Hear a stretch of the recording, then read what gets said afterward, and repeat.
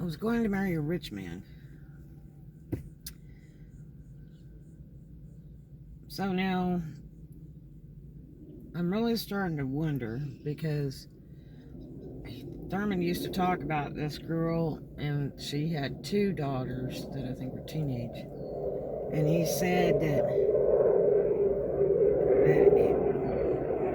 he had moved her out, I guess, to the Pickwick house at one point with her daughters. And the Pickwick house was a big house. And anyway, he would sometimes get drunk and he'd say stuff like, I'm like, so why did you break up? And he was like, well, I loved her kids, but I didn't love her. And her kids were great. And I'm like, okay. And then this young girl that I had told him, I said, well, it turned out that girl was like 14 or 15 years old on fake ID and was from out of state. The girl that I worked with at Platinum, that he was with before me, who, apparently was pregnant by him and then took off. I wonder if he, terrorized her to get a termination.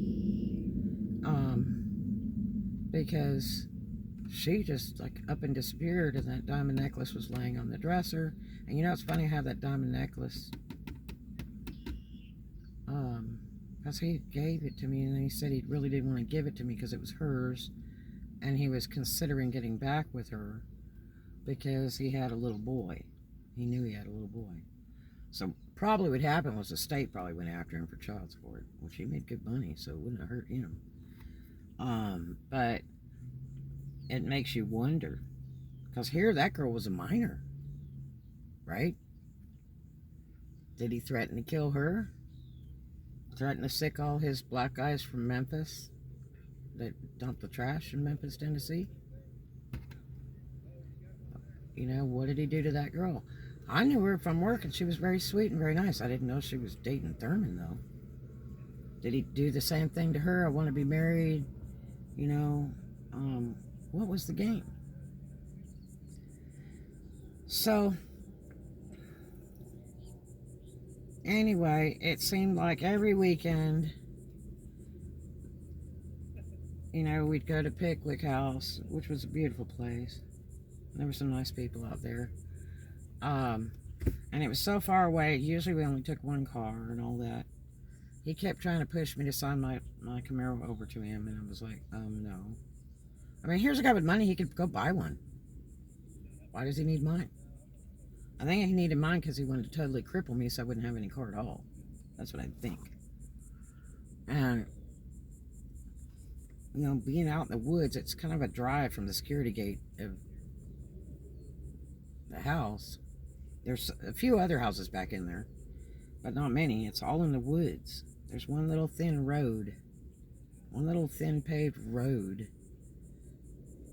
that goes through there, and it's pitch black. There's no lighting. And it's a lot of highway before you get to the first store, which is that little corner fishing liquor store thing that those people that we knew owned. It's like a really long walk. Anyway, I couldn't figure out why that other lady left. I started to wonder about what Whitehead said about Sue Whitehead and how she was such a wonderful person and all the crap that Thurman says is bull. And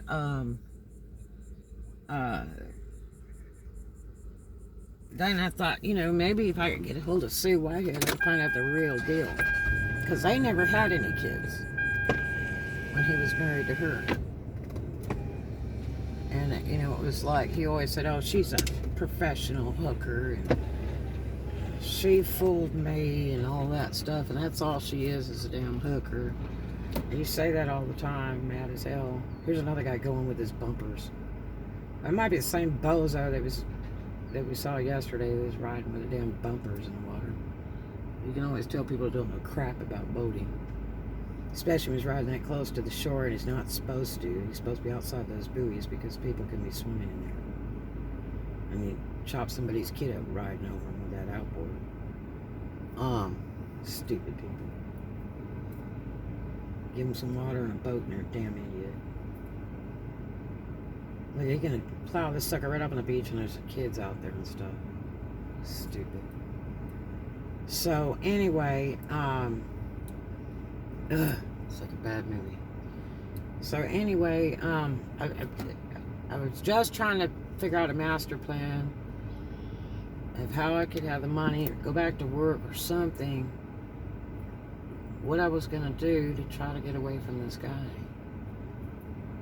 Because now he's threatened me with forgery, but he didn't take the checks or credit cards away.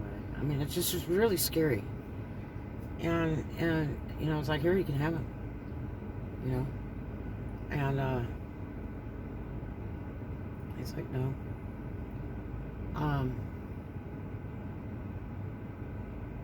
I just couldn't figure out what to exactly do. And I had to be careful with my kid because, you know, she's just a little kid and her big mouth, she might say something, might alert him. And I knew what I wanted to do. So we'd gone out to Pickwick House and he was trying to make up and he felt bad that I had determination and all that kind of crap. And so he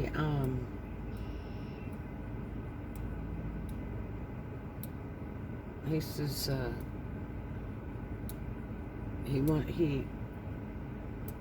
he got kind of jacked up one night, and my daughter and I were downstairs unpacking some stuff, and there was still stuff in the house, some stuff here and there that belonged to the lady that was there before with the two daughters.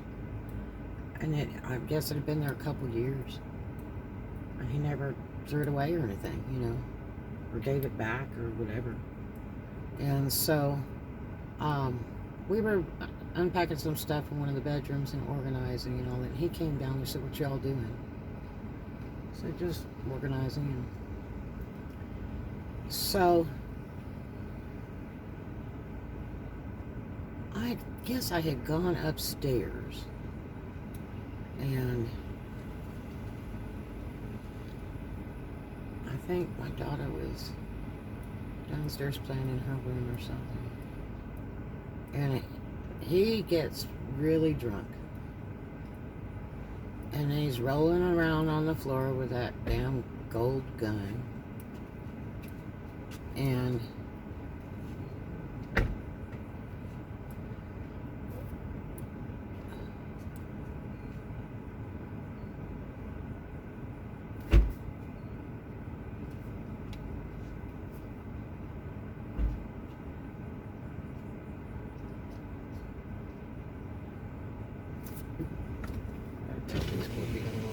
you guys have a boat over here? You do? Okay. Yeah, they got that bad cop doesn't like you to park here. He just had me move from over there. The young cop, he sat here for an hour and a half. And I was parked in the corner. I sat for an hour and a half and was parked in the corner, and they have a young cop that comes down here. I've come down here for years. Uh-huh. And he come over to my car and he said, "You can't park here." Oh, really? And I'm like, see, the guy that works for the city warned me about him. Uh-huh. He said, "Watch out for that young cop. He's really a jerk." And I said, "No." And he goes, "Yeah." He says he gives people tickets. He watches them get out of their car, and then he gives them a $300 ticket. Really? Yeah, because all this is for boat. I see. So if we're getting on a chartered boat, we shouldn't park here then, huh? You better talk to them and ask them, because this cop is a trash. He was just here. Was he? Yeah. Okay. And I was sitting in my car. If I'd have left my car, he'd put that $300 ticket on it. Okay. Well, I will ask. Thank you. Yeah, definitely ask him.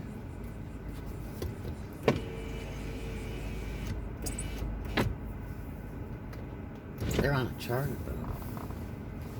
I still don't think they can park here though. I think it's only for like people that are dropping boats off in trailers. But anyway, at least I let them know just in case, because I hate to see a tourist get a huge ticket when they're nice and they don't know. I mean, it's just not. There's not a posting here or explanation here to tell people what to do. Here's one driving in the wrong way and all that kind of stuff. That's why I'm not getting out of my car over here. But anyway, so he gets really drunk and he's rolling around the floor with that damn gun, playing Elvis music full blast, laughing and giggling. He got the damn baseball cap on his head sideways, dressed like a kid. And I'm just like, you know, I gotta put up with this crap. Hey girl, you drunk? So I almost hit my car. What an idiot. I'm not even bothered to tell her. I hope she gets ticket. Trashy folks.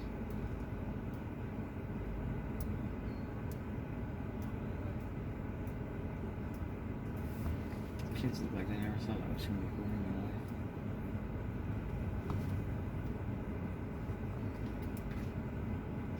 life. So anyway, he's all totaled and trashed, and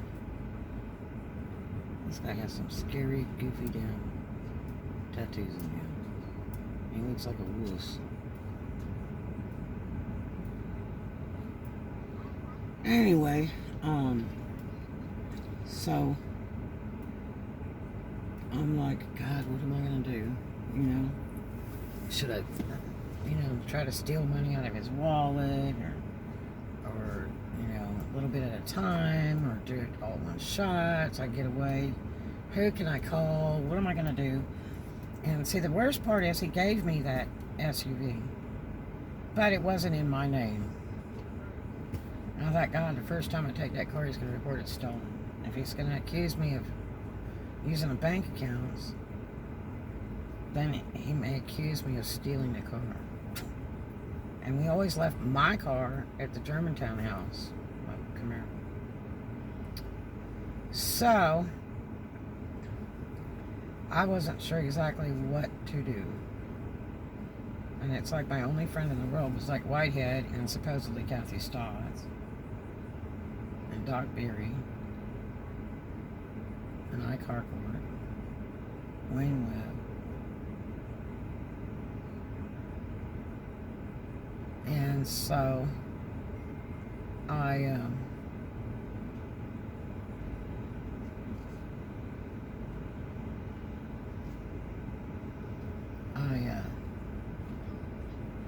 should really tell these people they can't park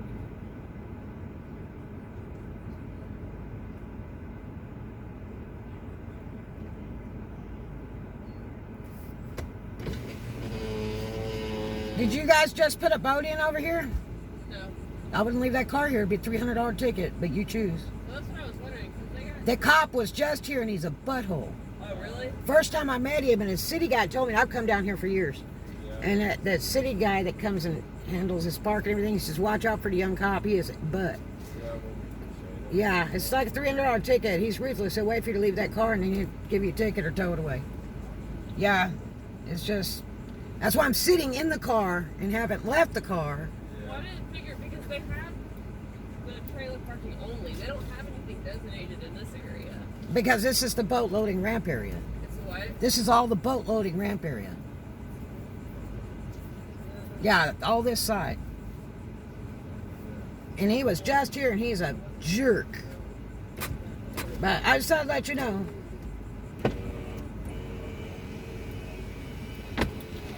Oh, they're putting sun lotion and stuff on and all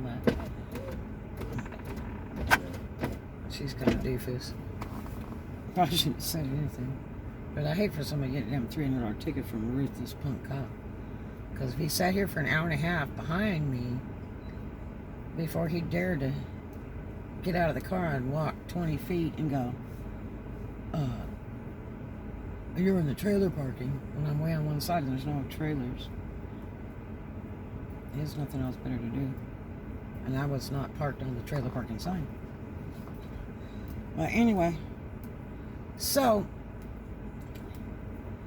I'm like, God, this idiot, I'm gonna put up with this full blast of Elvis music and his big story of how he's Elvis' brother and this, that, and the other. And see, now I've not even met this guy's parents. They're both alive.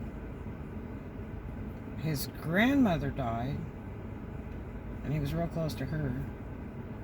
And I'm wondering why all the time I've been with this guy, I've never met his so-called very wealthy ha-ti-da parents, much less his brother, who's mayor of Memphis, who he talks about all the time. Like, my brother's mayor of Memphis, and I will get you fired, and you won't be a sheriff anymore, and all that kind of stuff. He had his sheriff thing on the wall, framed, that he was once a sheriff.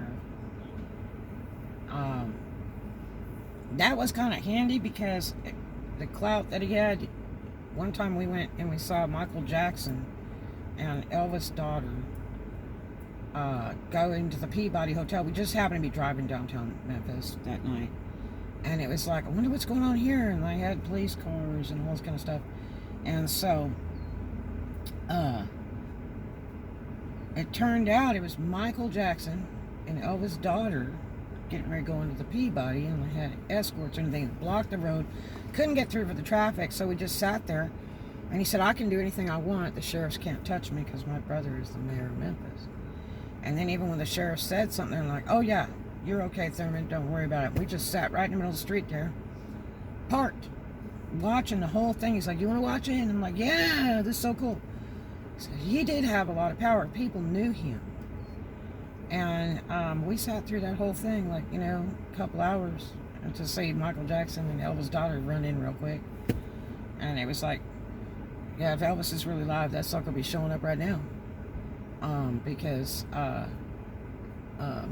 Elvis is his family is, you know, Civil War Southern. They just wouldn't approve of, you know, their daughter marrying a black guy.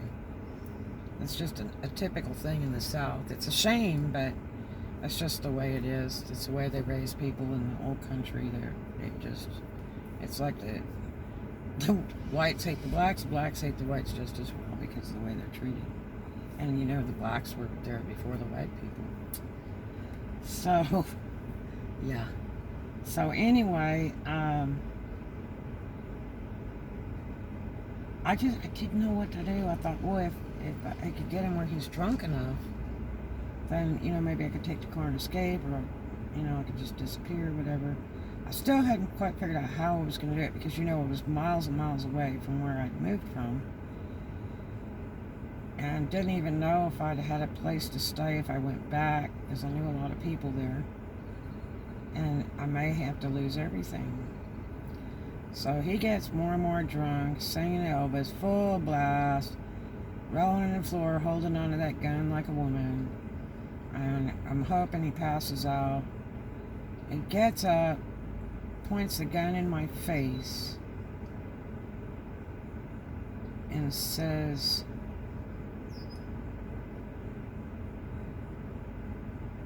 if you ever, I will, now here I am looking down the barrel of this gold shotgun, I will send my boys that work for me, my black boys, all of them, to rape you if you ever, whatever, I don't remember what it was, if you ever leave or something. And I was like, oh, hell no. So then eventually he just kind of passed out on the floor. I got my daughter and I said, we gotta go. She says, where are we going, Mommy? And I said, we're just going. Come on. So I took, you know, my pocketbook, my keys. I debated on whether to take the Bronco. I thought, God, you know, he's gonna, you know, wake up and say I stole it. Especially when I drive it from Pickwick all the way to Germantown, because my car was at the other house. Yeah.